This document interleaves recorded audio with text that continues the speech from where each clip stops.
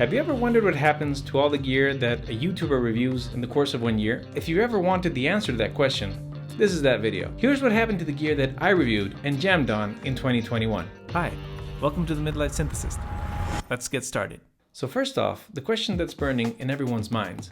How do I even get the gear to keep this channel going? Well, for starters, I work my ass off at my day job, but mostly I have to sell old gear to have the money and room to get new gear so I can show you guys. Basically, I'm trying to make my uncontrollable gas a productive asset and not a devastating personality flaw. In this video, I'm going to tell you what happened to the gear that I showed you in this channel in 2021, what I kept, what I sold, and why. Number 1.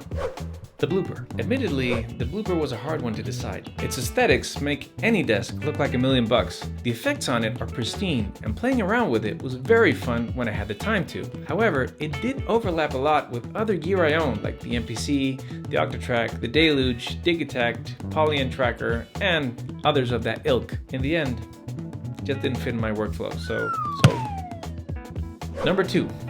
Microfreak. My Microfreak video was an unexpected hit. I was so happy and surprised that there was so much interest for a 2-year-old synth. Well, as I said in the video, it's small, it's cheap, it's versatile, and it's just so much fun to use.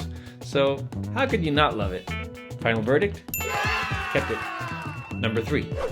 The Deluge. If I'm being completely honest, I've sort of developed a love-hate relationship with the Deluge at this point.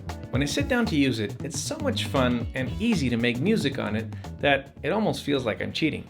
Just 5 minutes and I have 10 tracks and practically a full song. It's beautifully lit and portable. So what's the problem? Every time I stop using it for a few weeks, it just feels like I can't remember half of the functions, and that just makes me think twice about picking it up again. That and searching for presets on that tiny little screen.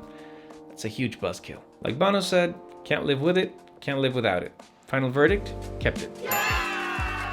Number 4. MPC Live 2.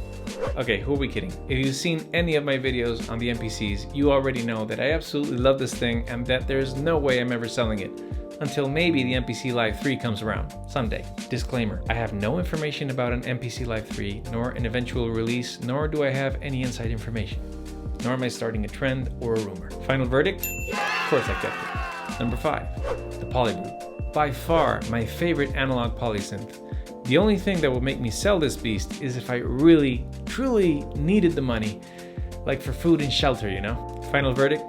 Kept it. Number 6. The SP404 SX. Say it with me now. Gas and FOMO are bad for you, and you should not make decisions based on those emotions. Yep. I had to make a decision, and I chose poorly. In full hysterical gas mode engaged, I went ahead and I sold my beloved SP404, thinking I could quickly grab an SP404 Mark II. Almost 2 months later, and the SP4 Mark II is nowhere in sight. The stock update is a bad joke, my disappointment is infinite, and my day is ruined. Final verdict, sold. Number 7.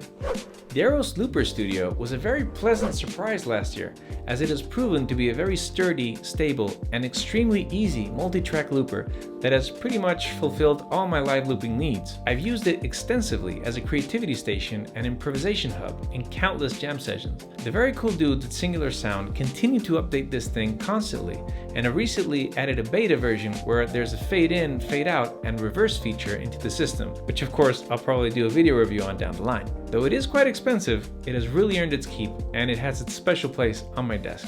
Final verdict? Keep. Number 8.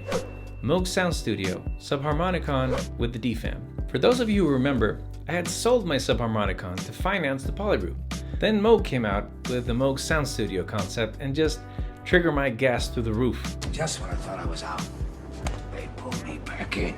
I didn't actually review it on the channel, I just did the unboxing, so I'll just give you a quick scoop. The combo is loads of fun, and I feel that the Subharmonicon makes way more sense and is much friendlier when patched to the DFAM, though my initial thoughts that I expressed in my video review prevailed. It's a great machine to get lost in, but it doesn't play nice if you want to incorporate it into a more deliberate or an already developed song. The DFAM is crazy fun and it has a massive sound, though the step sequencer does kind of feel limited pretty quickly. This one admittedly hurt to let go of, but in the end, I needed the money. Sold.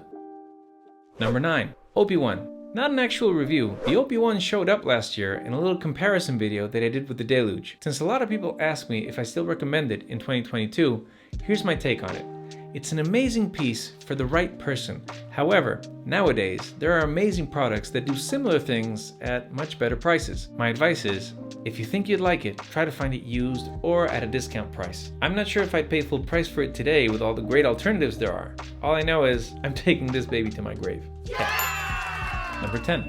The Subsequent 25 and Subsequent 37. I made a few videos last year on these two synths and how each has a special character and feature set that make them pretty special and unique. It's really hard to choose between the warm and deep sounds of the Subsequent 25 and the aggressive and infinitely modulatable Subsequent 37. Since I couldn't afford to keep both, I had to decide which one to keep, and that was one of the hardest gear-related decisions I had to make last year. Selling either felt like a huge loss. In the end, the sequencer, arpeggiator, the aftertouch keyboard prevailed. With a very heavy heart, I sold the Subsequent 25. Number 11. Moog Matriarch. Moog Matriarch. My first video last year was a January entry with the Moog Matriarch. To this day, it's one of the videos that I've had the most fun making and editing. The Matriarch itself is a strange and beautiful beast, but I still haven't decided if I like it more than the Grandmother, which I had to sell to afford the Matriarch. Its patching possibilities are vast and varied, and when coupled with that wonderful filter and mind-blowing analog delay, the hours just seem to melt away as you explore one of Moog's most compelling and heartbreakingly wonderful synths ever. Final verdict? Kept it. And last but not least, the Zoom L12. I made a video about the L12 only after having it for a few days or weeks if I remember correctly, so I was still pretty much in the honeymoon territory when I talked about it. I even said as much in the video. After almost a year with it though, I can testify that it's the real deal. I have run into a few hiccups and annoyances, just like one usually does when in a long-term relationship, but it's done a great job and more than fulfilled my expectations for it in the time that I've had it. Since a lot of people have asked me about it, I do plan to make a full video about the good and the bad things that I found while I've had it, so stay tuned for that one. Verdict? Kept it. Well, that's pretty much the 2021 gear roundup. This year, I plan on bringing you even more than just videos, and I hope to expand our wonderful community of amazing people even further. I thank you again for all your support. You've made all of this possible, and I hope to continue learning, growing, and sharing our passion for music and gear together. Thank you so much for watching. I hope you found this video useful, or at least entertaining. Have an awesome year. I'll see you in the next video.